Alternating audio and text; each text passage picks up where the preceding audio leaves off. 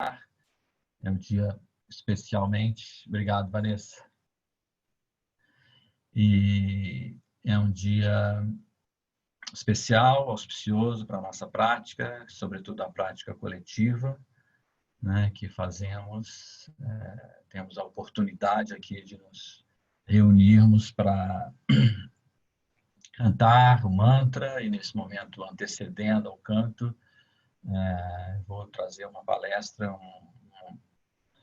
gosto de falar de palestra, mas um Dharma Talk, uma conversa, e hoje em especial abordando a vida de um grande mestre da linhagem Nyingma, que faz toda a diferença para nós e de cujos ensinamentos nos beneficiamos muitíssimo ao longo de toda a nossa trajetória. Lama Mipan é um mestre da linhagem Nyingma e nós temos uma ligação direta com ele, e eu vou então mostrar ao longo da palestra, na verdade ao final, como é que essa ligação se dá e o que é essa linhagem. Eu vou compartilhar aqui uma tela para facilitar para mim e para vocês. Let me see which one. E, enfim, se houver algum tempo ao final, quase nunca há, porque eu mesmo falo demais e a gente tem uma programação para cumprir com o canto do mantra, né? Mas se houver um tempinho, eu posso responder ou tentar esclarecer alguma dúvida, enfim. Mas a ideia é a gente trazer a vida, né? A vida tão cheia de significados como a de Lama Mipan, para a nossa vida diária, para o nosso exemplo, e a gente poder se inspirar numa vida tão importante. E eu gosto sempre de começar trazendo as palestras, especialmente, trazendo uma reflexão para nossa nesse momento, né, que a gente está aqui vivendo. E como hoje vamos falar da vida de um grande mestre, eu quis trazer o tema da fé e confiança, que é algo muito importante no caminho budista, no caminho das religiões em geral, mas no nosso caminho ela tem um papel importante, porque a fé é algo que a gente desenvolve. A fé é dita fé-confiança, né? O termo em tibetano que designa a fé é Dadpa, e a tradução literal é fé-confiança, ou seja, é algo em que a gente confia, né? E a confiança é onde a gente coloca o nosso interesse sustentado, né? Onde a gente coloca aquilo, a nossa atenção, que mantém o nosso interesse e que a gente sustenta esse interesse. Então, eu quero olhar aqui para nós, né, e pensarmos onde é que eu estou, o que eu posso fazer hoje para desenvolver essa minha fé, confiança, para desenvolver e onde é que eu estou colocando o meu interesse e sustentando o meu interesse. Especialmente nesses momentos que estamos vivendo, há quase 5 meses de um isolamento social necessário, importante, enfim, cada um dentro das suas limitações, das suas possibilidades, das suas necessidades, mas todos impactados com esse momento de pandemia mundial. Então, a pergunta é, onde é que eu estou colocando esse meu interesse, né? E o que eu posso fazer hoje, porque o tempo urge, para desenvolver essa minha confiança, essa minha fé-confiança, esse meu interesse sustentado, né? Mas antes, para começar, eu vos convido a gerarmos a intenção de que ao longo desses 50, 55 minutos que eu vou estar aqui compartilhando esse conhecimento com vocês, a gente possa não só beneficiar a nós mesmos, né, cultivando aqui a nossa presença, a nossa participação, a nossa paciência, que é uma das virtudes mais importantes, e que essa intenção, que essa virtude que a gente cultive possa trazer benefício não somente para nós, mas também para todos os seres. De forma que eu vos convido a rezarmos uma vez, a lermos, recitarmos uma vez essa que é a prece tradicional, que ativa em nós a intenção de beneficiarmos a todos, né? Não precisa ser budista, não precisa estar no caminho, basta que você abra o seu coração com a intenção de que todos possam se beneficiar da sua prática, que todos possam se beneficiar das virtudes e da bondade que todos temos naturalmente. Então, juntem-se a mim, eu vos convido a juntarem-se a mim nesse momento, com a intenção de desenvolvermos o que essa prece nos diz. Que todos os seres desfrutem sempre da felicidade, das causas da felicidade. Que todos os seres sejam sempre livres do sofrimento e das causas do sofrimento. Que todos os seres nunca se afastem da bem-aventurança que é livre do sofrimento, livre das confusões da mente dualista, livre da escravidão, do ódio e do desejo. Que todos os seres possam viver na calma e alegria da equanimidade.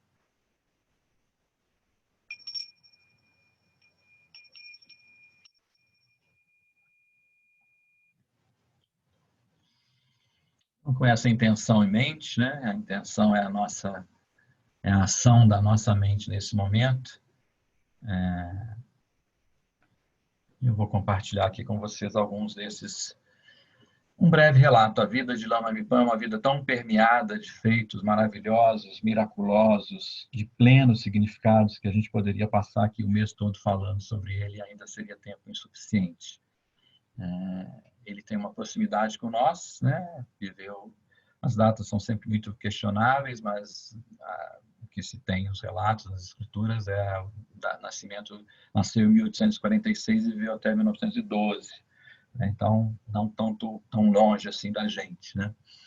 O título de onisciente, que é uma outra forma de dizermos que é plenamente realizado, né? Que alcançou a realização plena, que vê as coisas como elas são, que vê a verdade como ela verdadeiramente é, né? Sem os véus, sem as máculas das emoções.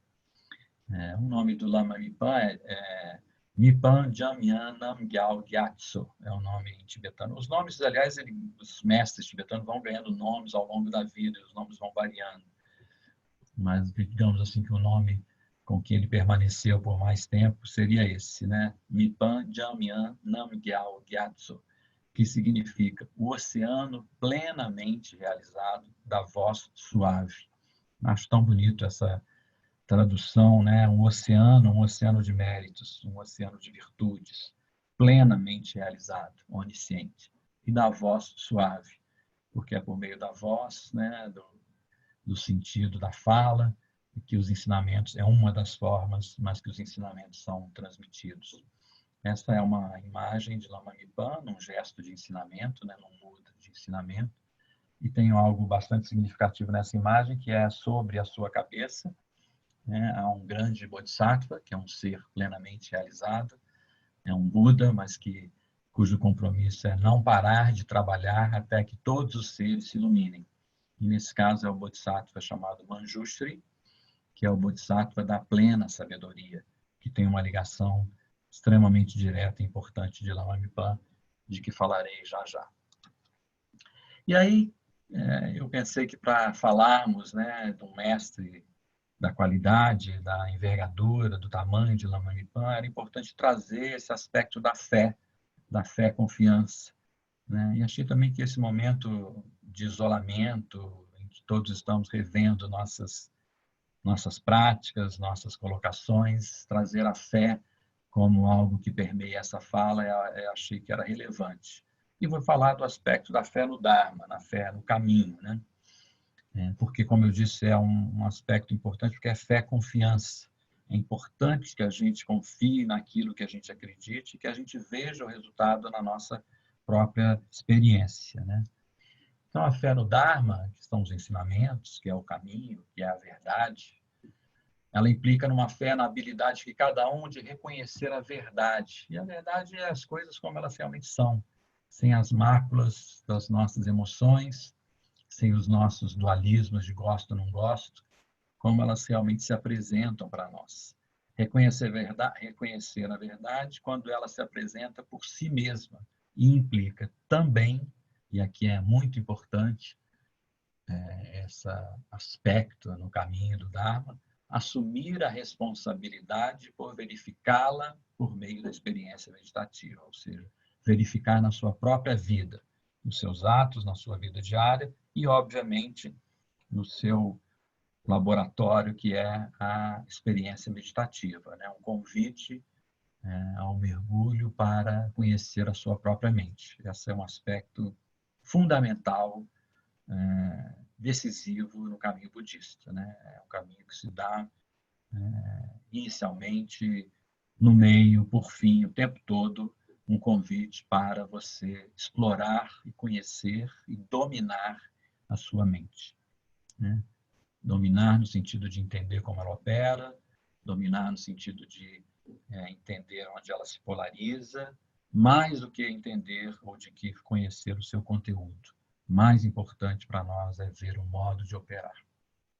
Então, é algo que é aplicado. O que eu quero dizer aqui é que não tem dogma, não tem isso é assim porque eu digo, ou porque o Buda falou, ou porque o Lama Mipan nos ensinou. Eles nos ensinam, eles nos mostram o caminho, mas cabe a cada um de nós assumir a responsabilidade de averiguar. Averiguar na sua vida diária e também na sua experiência meditativa, individual, solitária, no sentido de sozinho, né? No sentido de que depende só de você.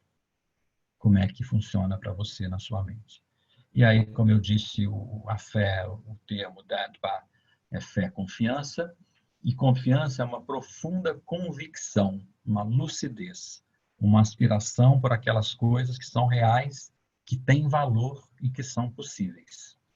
A gente acredita naquilo que é possível, a gente conquistar, a gente acessar, tem valor porque traz significado para mim, na minha experiência diária, na minha experiência diária, cotidiana, e é real, porque está ali e eu posso viver aquilo. E aqui o que eu acho importante é a função de desenvolver a fé e a confiança, ela ser o fundamento para um interesse sustentado. Aquilo que eu vou manter a minha atenção e aquilo em que eu vou cultivar, né, a minha pesquisa, a minha averiguação, o meu questionamento, né, o meu interesse sustentado. Então, isso é muito importante para quem tem alguma vislumbre, para quem tem algum interesse, alguma aspiração. Não precisa ser budista para isso, né? É claro que essa é a entrada do caminho. Mas se você quer trazer significado para a sua vida, eu vos aconselho a começar abrindo a porta por aí. Onde é que eu estou colocando os meus interesses? Onde é que eu estou colocando a minha atenção e criando o interesse para cultivar aquilo?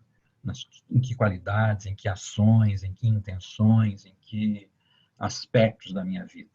Onde é que eu coloco, onde é que eu planto, onde é que eu semeio e onde é que eu vou deixar florescer a minha confiança, a minha convicção, a minha lucidez. E aí, um aspecto um pouco mais teórico, mas também pragmático, há 4 tipos, a gente diz que há 4 tipos de fé no Dharma, né, que se desenvolvem no Dharma. Eles são, de uma certa forma, graduais, né? E é por isso que eu comecei trazendo esse aspecto que eu achei que era importante ao ouvir o relato da vida de Lama Mipan. Porque o aspecto que a gente desenvolve a fé, ela se chama fé que admira, né? A fé que admira, justamente, ela surge, esse interesse, esse desejo, essa confiança, surge a partir do conhecimento sobre a vida e feito dos grandes mestres, grandes bodhisattvas. Quando a gente começa a ouvir o relato, a gente começa a ouvir a história desses mestres, e a gente começa a ter um interesse, a gente começa a ter o conhecimento, a gente começa a ver a possibilidade de tomar o exemplo deles para nós, a gente começa a desenvolver essa fé que admira. É uma fé que começa por aí, a gente começa a admirar a vida, como eu há pouco tempo fiz a palestra sobre os 12 atos da vida do Buda, né? Então é um início dessa semente aí. Logo depois vem a fé que aspira, que é já uma fé orientada, motivada para você seguir no caminho, né? Aí sim, no caminho do Dharma, no caminho da realização e da prática dos ensinamentos. E você vê o resultado na sua própria vida.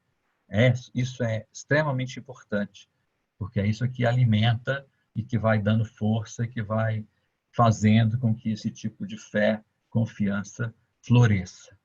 Logo depois, então, a fé que confia, que ela vem de você ver a verdade dos ensinamentos na sua própria experiência.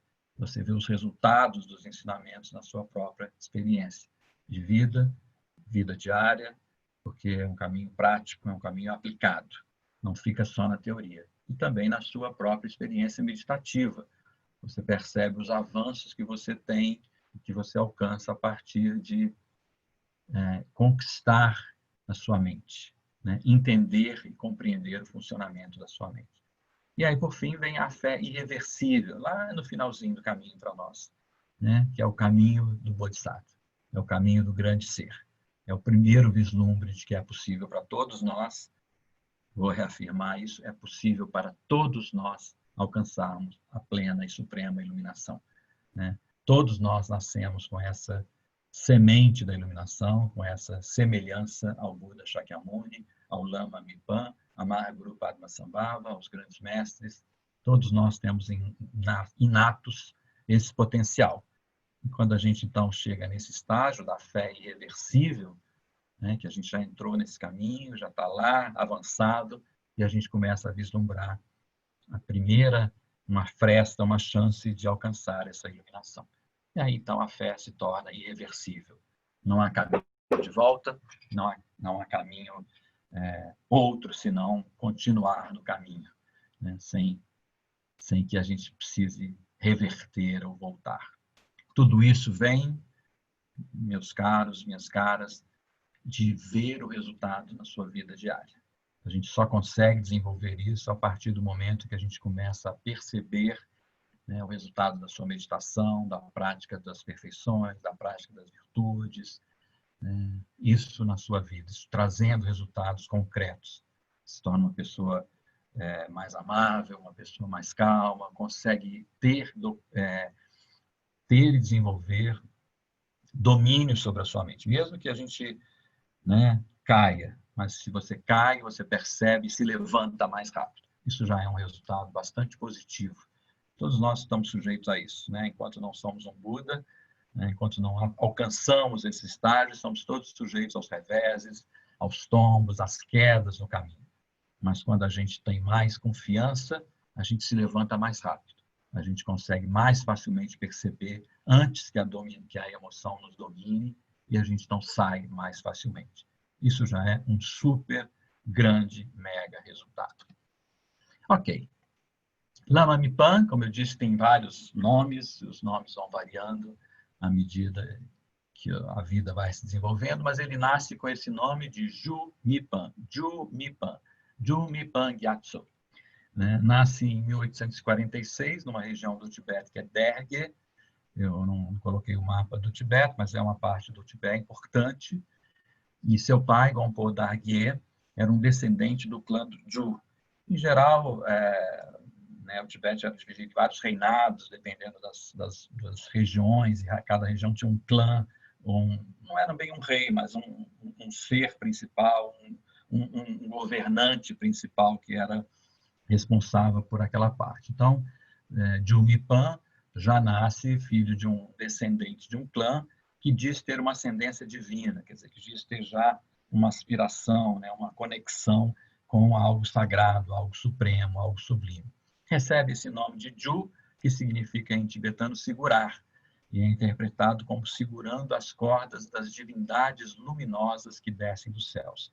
Os seres iluminados, os seres realizados, que habitam e que descem dos céus. Então, eu sempre gosto ao falar o relato da vida de grandes mestres, convidá-los a gente suspender, né, o nosso julgamento, a nossa padrão mental de que quer colocar tudo, como é que pode, isso vale, isso não vale, esse dualismo que a gente tem uma mania de um padrão, né, que desenvolvemos e que é difícil para nós identificar, né, e ao mesmo tempo superar ou transformar. Na verdade, os padrões a gente transforma, mas eu vos convido a suspender, né?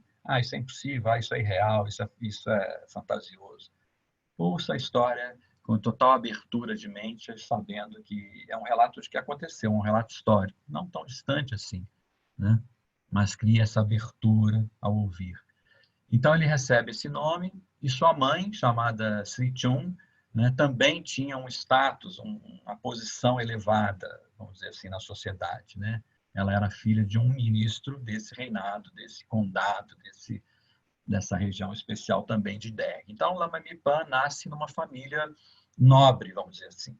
Né? Já nasce com essa condição, né, de um ser que nobre, de um ser que viria com uma missão a cumprir muito importante. Bem, ele começa muito cedo e é muito interessante mesmo como que na vida do Lama Vipa as coisas, por ele já ser um ser especial, né? Ele tem também um título de que a gente chama de Tulku, quer dizer que quando a criança nasce já é identificada como sendo a encarnação de um grande mestre, no caso dele de um grande bodhisattva, o Bodhisattva Manjushri. Então, rapidamente ele começa a dar sinais do que ele viria a fazer, do que ele seria. Ele começa a estudar muito cedo, aos 6 anos de idade, né?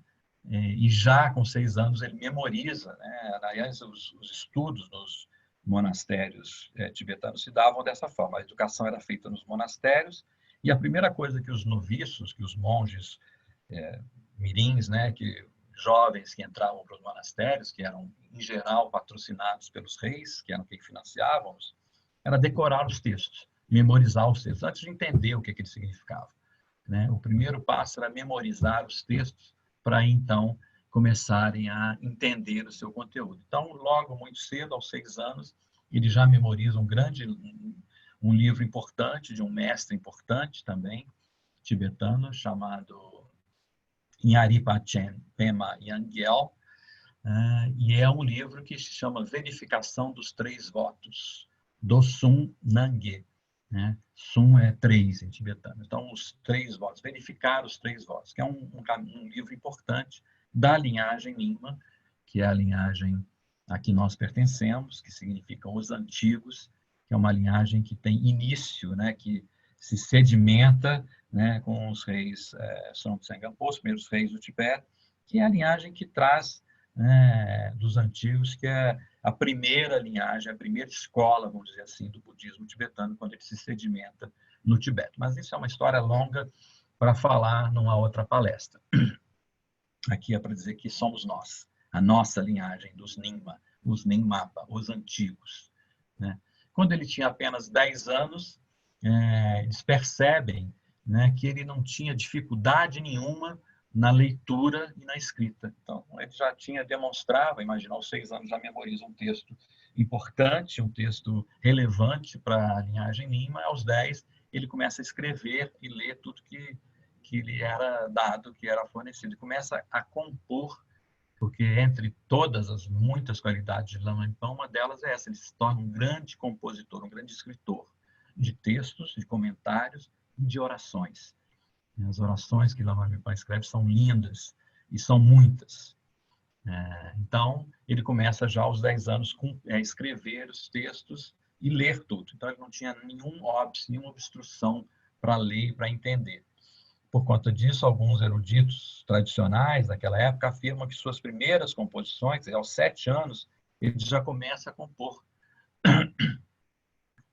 Então, havia esse texto famoso chamado Farol da Certeza, uma obra-prima de poesia e filosofia. Então, ele versa em todas as áreas, inclusive depois em aritmética, geometria, astrologia, né, vários conhecimentos de várias áreas, né, e começa também a compor textos para ou comentar ou então para escrever mesmo, para falar sobre esses aspectos e essas matérias tão diversas, desde uma idade tão tenra. Vou olhar aqui a garganta para facilitar. Isso, então, lhe dá uma atribuição muito importante na linhagem, né? Por isso ele é tão reverenciado por todos nós, especialmente os Nyingmapa, mas por outras escolas também, né? Porque eles viam que isso era uma façanha incrível, né? Como que aos 6 anos já memoriza um texto, aos 7 começa a escrever e compor textos, compor e escrever textos tão relevantes de poesia, filosofia, e aí por aí vai, até outros comentários de textos tão importantes.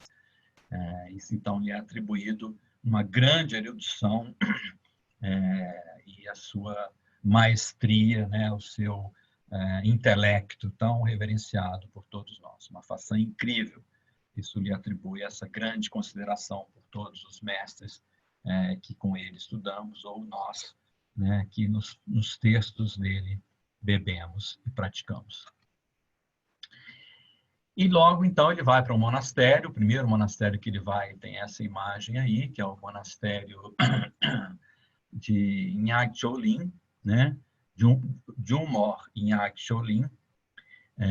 Ele se torna, aos 12 anos, um monge noviço. Novinho, né? Já começa, e eles vão antes até, porque a educação se dá por aí. Então, ele vai para esse primeiro monastério, que fica na sua terra natal, entra para o monastério de Sanyag Cholim, né?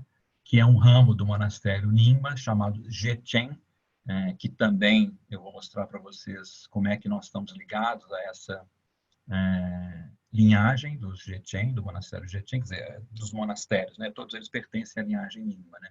Dos estudos, dos mestres Jechen, que estão conectados também ao grande e relevante, impressionante monastério de Mindrolim, que são monastérios importantes no Tibete naquela época, de onde saíram grandes, importantes, relevantes e extraordinários mestres. E lá nesse monastério, já por conta dos seus talentos, das suas habilidades, Lama Mipan era conhecido como um pequeno monge erudito, por causa da sua erudição, já versava em várias áreas, em várias matérias diferentes. Essa é uma imagem recente, tirada da rede aí do monastério de Sanyag Cholim, que fica lá perto da região de Derg, né? Aí vai avançando, vai se tornando mais jovem, né? Vai saindo da adolescência e começa a entrar na juventude. Quando tinha por volta de 15, 16, 17 anos, ele então faz o seu primeiro retiro num eremitério, numa área isolada, um eremitério de Manjushri, num lugar chamado Jonyung, e fica lá em retiro por 1 ano e meio. Imagina um jovem de 15, 16 anos, ou dos 15 aos 16 anos, por aí, fazendo um retiro num eremitério, que é uma caverna, um lugar completamente ermo, já em busca dessa qualidade, desse domínio da mente, desse conhecimento sobre a mente. Ele tem uma conexão muito especial ao longo da vida, e depois é dito isso, que ele, na verdade, é uma reencarnação do Bodhisattva Manjushri. E foi dito que, ao realizar com sucesso essa prática, né, esse retiro, ele conhecia as escrituras budistas, assim como as artes, sem estudar. Quer dizer, é como que se ele acessasse, né, a sua própria mente, pudesse acessar muitas escrituras e muitos aspectos das artes, sem nem mesmo ter que estudar, apenas pela sua conexão de vida, conexão mental, por ser uma encarnação, né? A gente, quando estuda a roda da vida,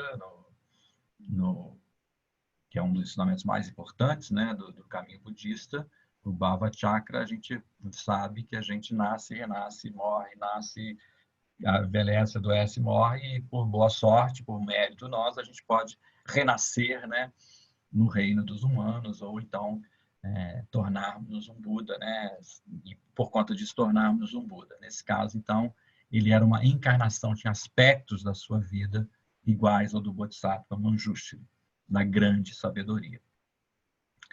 Muitas de suas composições, por conta disso, né, se a gente for ler, muitos textos dele, e eu recomendo, eu vou tirar, se a gente tiver tempo, uma prática desse, que é um dos meus livros preferidos do Dharma, que é a Introdução ao Caminho do Diamante, que a gente tem em português. É um livro belíssimo, que tem vários textos do Lama Mipan. Eu selecionei aqui um texto para o final, para a gente fazer uma prática muito breve, ou ao menos apresentar para vocês. E a gente percebe que todas as suas composições começam sempre fazendo uma evocação, né, uma reverência ao Bodhisattva Manjushri, que é com quem ele tem essa ligação direta, né?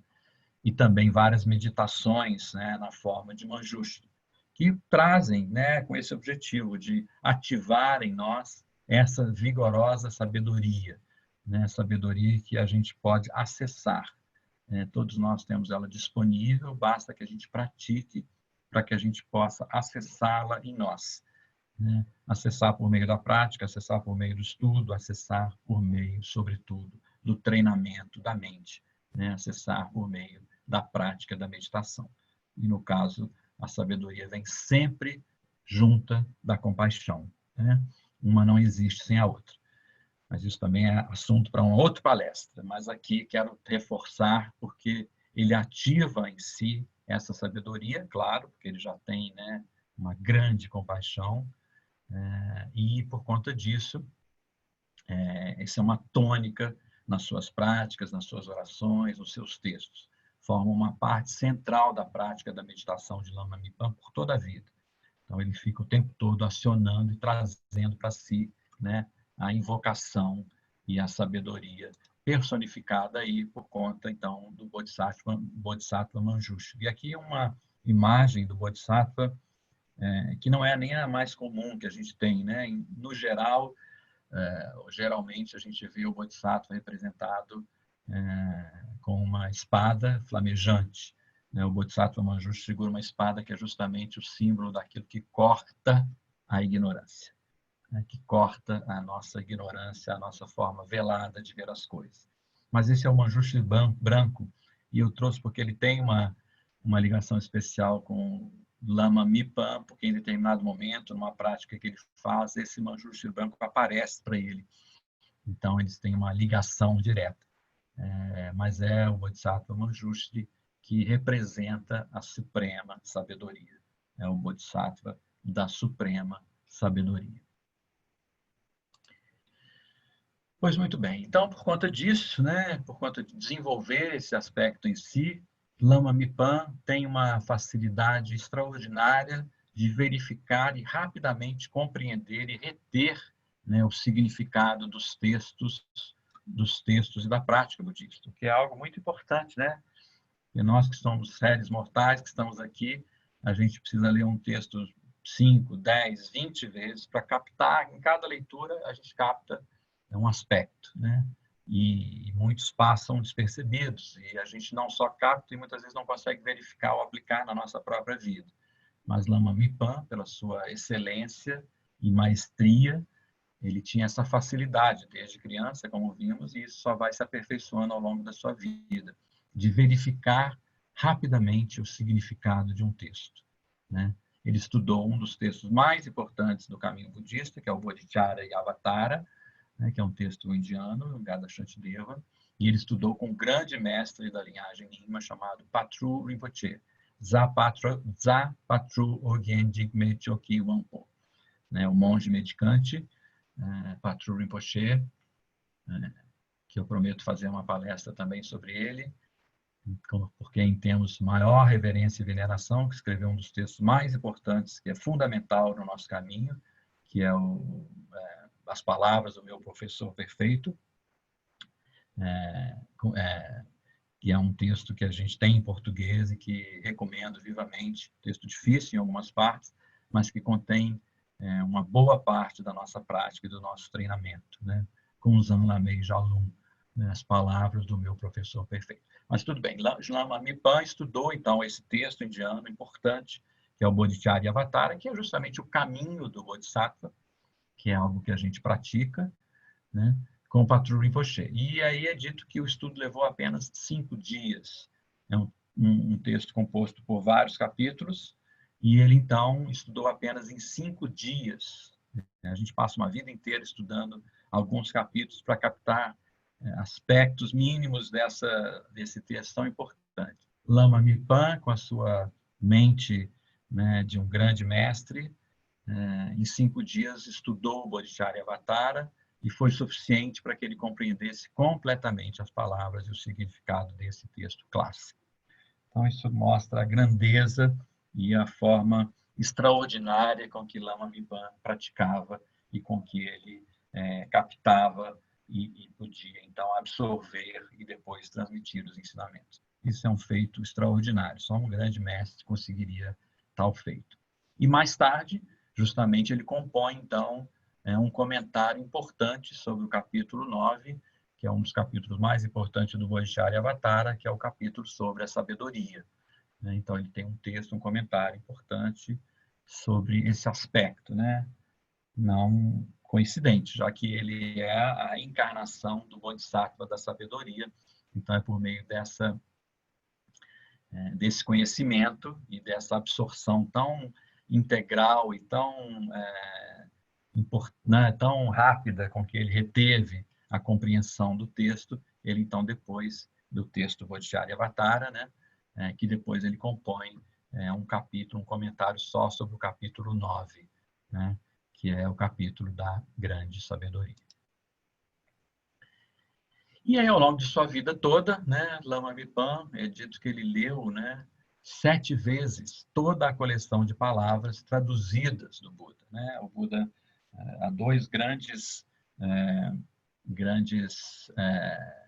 coletâneas, vamos dizer assim, de ensinamentos que compõem, né, o nosso, que a gente chama dos tesouros da linhagem Nyingma, né? As palavras do Buda, que são ditas pelo Kanjur, né, que são as palavras que o Buda proferiu por meio dos seus discursos, dos seus sutras, que compõem um grande corpo de conhecimento de extrema importância, e os comentários, né, o que foram, né, também a coleção das traduções. Aqui, no caso, é a coleção das palavras que o próprio Buda falou, que é o Kanjur. E tem o Tanjur, que são a grande coleção dos comentários sobre os ensinamentos que o Buda deu, feito pelos grandes mestres, para nossa boa fortuna, para que a gente pudesse também compreender muitos aspectos dos ensinamentos que, para quem é praticante comum como nós, tem mais dificuldade para que a gente absorva.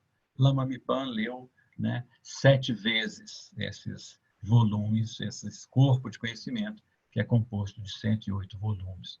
Então, daí a gente vê não só a perseverança, né, mas a grande erudição e o aspecto extraordinário da sabedoria desse grande mestre. Ele estudou com uma variedade de escrituras, leu várias escrituras, vários aspectos das escrituras budistas, e com vários professores de extrema importância daquela época.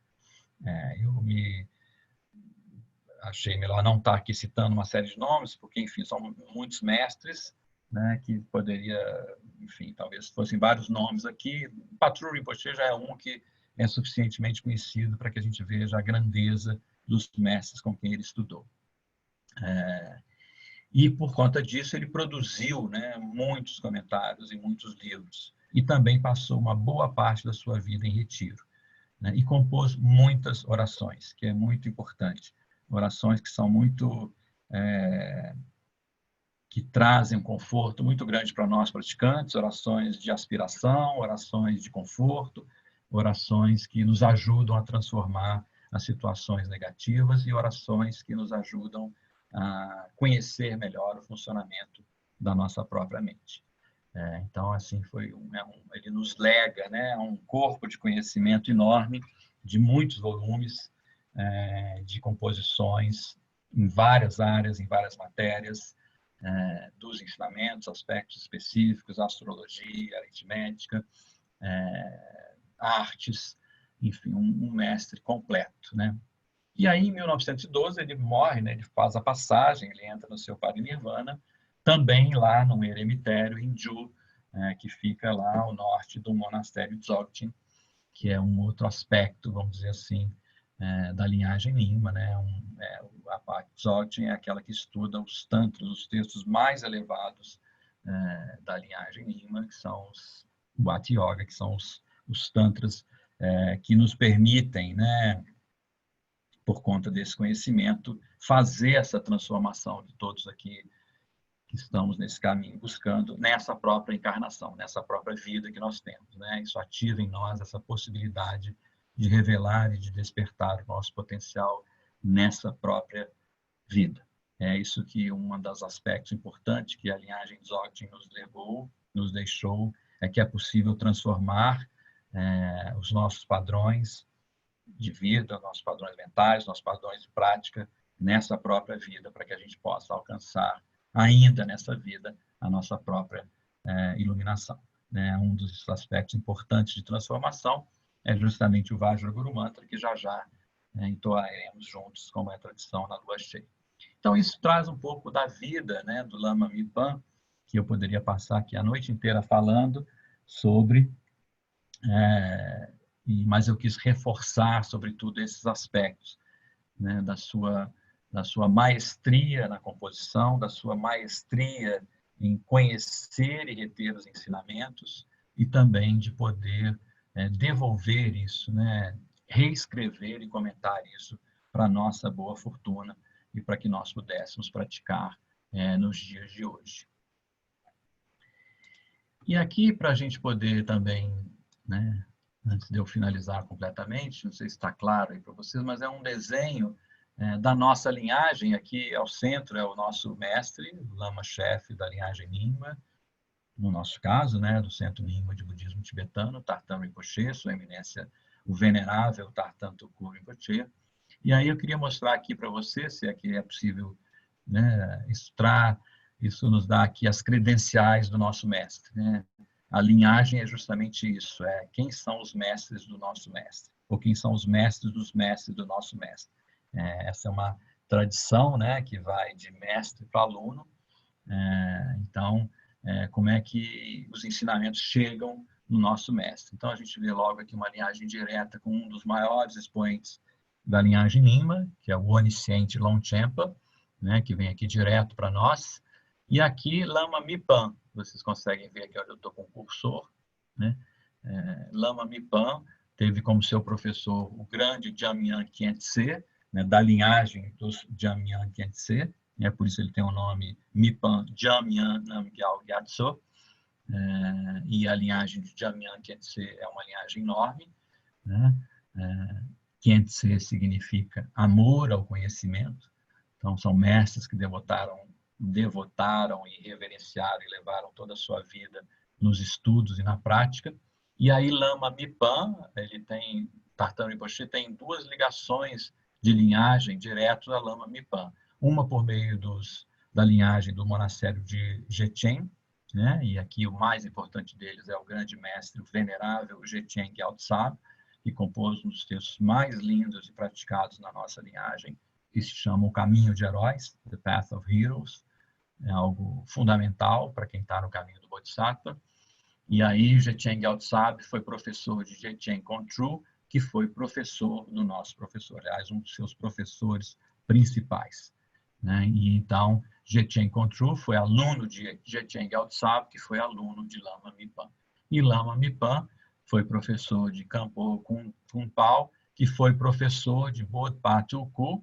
Isso é possível, né? Porque no século XX, né? 1912, ele morreu, então ainda esses mestres, né, estavam vivos, né? E aí, Khenpo Khuntpao foi professor de Bodpa Tulku, que foi professor do nosso professor. Então, vejam a proximidade com que Tartan Rinpoche tem de Lama Mipan, né? O que nos aproxima diretamente também dele, já que somos aqui todos alunos e praticantes, estamos sob as orientações diretas do cajado mágico de Tartan Tuku Rinpoche. Não por menos, Tartan Tuku é um dos primeiros livros que o Rinpoche publica quando ele chega nos Estados Unidos. É um livro importantíssimo, editado por Lama Mipan, chamado Calm and Clear, Calma e Clareza, que é uma porta aberta para a prática da meditação, né? Bem, eu reservei esse texto aqui de uma forma muito sem grandes pretensões, né? Na verdade, eu quero só colocar um sabor na nossa mente, mas há um texto lindo de Lama Mipan, nesse livro que é O Caminho do Diamante, a introdução, que ele diz: a mente é a raiz. Na verdade, é por isso mesmo que eu trouxe, porque, como eu disse para vocês, né? Na fé e confiança, onde é que a gente está colocando a nossa confiança, ou seja, onde é que eu estou colocando o meu interesse sustentado, onde é que eu estou sustentando aquilo que gera interesse na minha vida, né? E Nipan Rinpoche diz que a mente é a raiz, e é muito interessante, né? Porque ele diz aqui, só para introduzir o texto, ele fala: o aparecimento de um mundo de objetos é uma brincadeira da mente. Se não há nenhuma mente, quem conhece os objetos, né? Eu não tenho aqui a pretensão nenhuma de vos esclarecer essa dúvida, muito pelo contrário, nesse caminho a gente traz as indagações para que a gente possa investigar, né? Mas, na verdade, essa imagem, por exemplo, que é uma metáfora muito usada, né, na nossa prática, né, que é a lua refletido na água, o reflexo da lua na água, né? E a gente quer pegar ali o reflexo, mas na verdade a lua não está ali, né? Então a gente começa a indagar onde é que realmente estão as coisas e os objetos, né? O que aparece para nós, se aquilo tudo é, na verdade, uma criação da nossa mente. Então, é um convite para vocês, só para dar um flavor mesmo, da gente poder começar a investigar como é que funciona, como é que opera a nossa mente.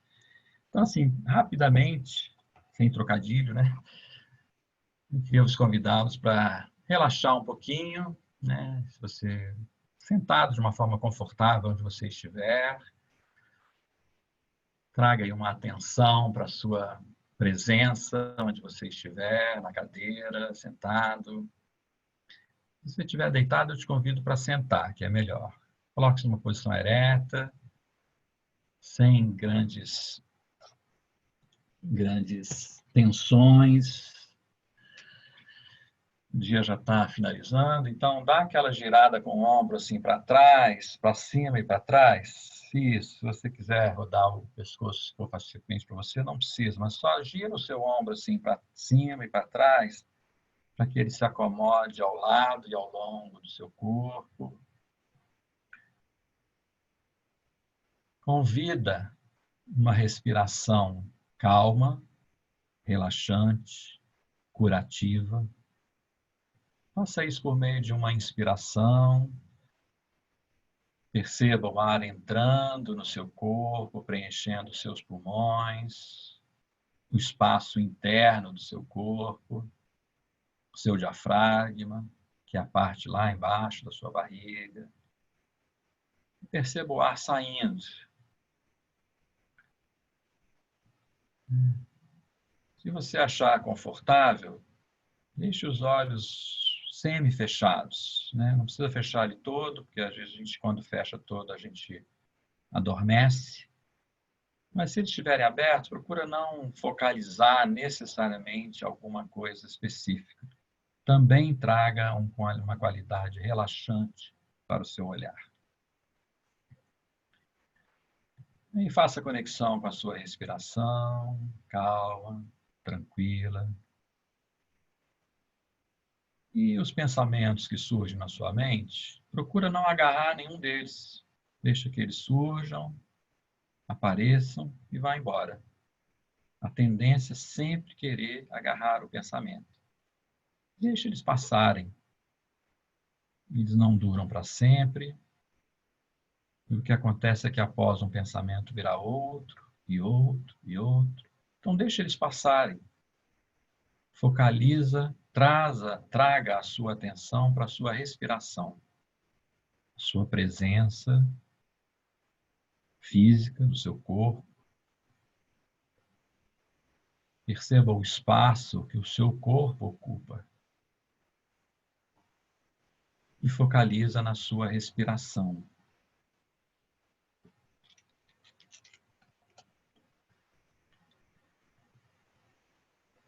E aí, sem julgar, sem necessariamente querer explicar, apenas ouça as palavras que eu vou ler, que são muito poucas, que são os ensinamentos do Lama Mipan. Deixe que eles entrem pelo seu ouvido, pelo sentido da audição. Mantenha o seu foco de atenção na sua respiração, no ir e vir do ar no seu corpo, no espaço interno que o seu corpo tem. E ouça essas palavras, veja como elas reverberam, mesmo reverberam no seu corpo. A mente é a raiz. Lama Mipan. O aparecimento de um mundo de objetos é uma brincadeira da mente. Se não há nenhuma mente, quem conhece os objetos? Louvor a Jnanasattva Manjushri, que nada mais é do que nossa mente unida com o Guru.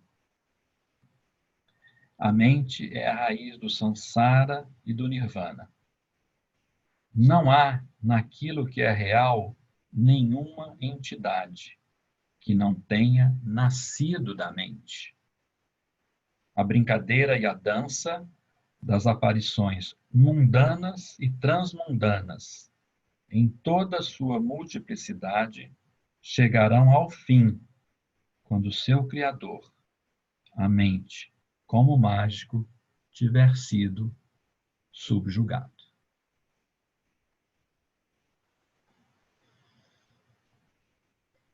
A mente é a raiz do samsara e do nirvana. Não há naquilo que é real nenhuma entidade que não tenha nascido da mente. A brincadeira e a dança das aparições mundanas e transmundanas, em toda a sua multiplicidade, chegarão ao fim, quando o seu Criador, a mente como mágico, tiver sido subjugado. Mantenha esse relaxamento do seu corpo. E por alguns minutinhos fique nessa quietude, no silêncio, foco da atenção na respiração, sem querer compreender ou explicar as palavras que eu disse, que eu li de Lama Mipan, apenas deixe-as reverberar interna e externamente.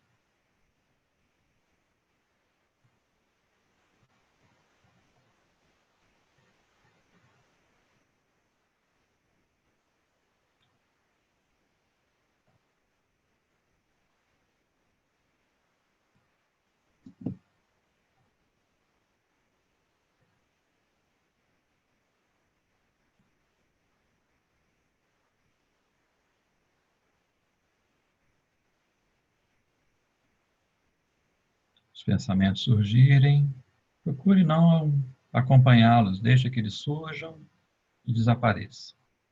Surjam e desapareçam.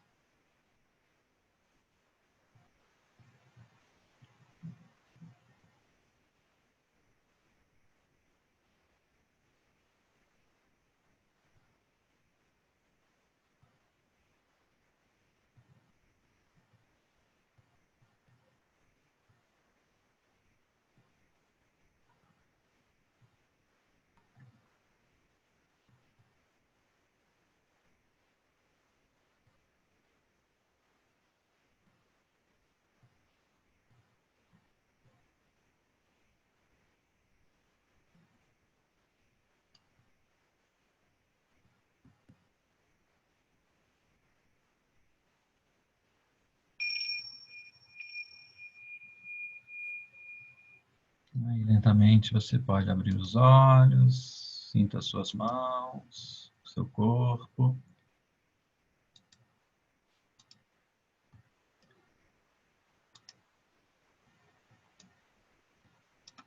Aí eu vos convido para fecharmos essa nossa prática, já que nós iniciamos gerando a intenção de que a nossa presença aqui pudesse trazer benefício para você e para todos os seres. Os convido a se juntarem a mim nas sílabas Om Ahum, como uma forma de dedicarmos aqui o mérito, a generosidade de vocês, a paciência de vocês comigo, né, para que esses nossos 55, 60 minutos que estivemos juntos possam trazer benefício para você e para todos os seres. Vamos trazer Om Ahum 3 vezes na expiração. Om Ahum.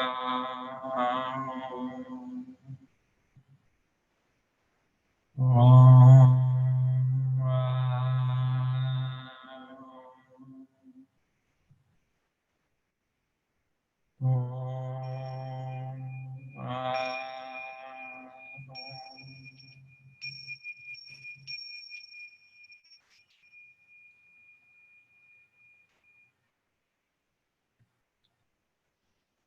Uma das coisas importantes nas indagações que a gente faz é que muitas vezes a resposta que nem precisa ter, ou que nem não necessariamente tem que ter uma resposta, menos ainda uma resposta correta, mas que a pergunta permanece, né? E aí, em alguns momentos, a gente consegue ter algum vislumbre, né? Se não há nenhuma mente, quem conhece os objetos, né? E se você quiser saber mais e quiser indagar ou pesquisar mais sobre isso, nossas atividades para esse segundo semestre continuarão online, né? Por causa da pandemia, a nossa casa não vai abrir para as atividades para o público ainda esse ano, mas há uma multiplicidade de atividades, inclusive nessa área da indagação, da meditação, do questionamento.